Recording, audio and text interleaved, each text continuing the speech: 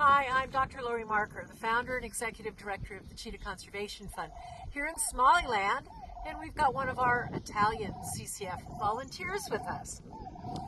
Ciao, mi chiamo Elisa Fignani, vengo dall'Italia e sono qui al Cheetah Conservation Fund in Somaliland, dove sto vivendo un'esperienza davvero incredibile. Infatti questo è un centro straordinario dove si lavora con competenze e passione per la conservazione dei ghepardi.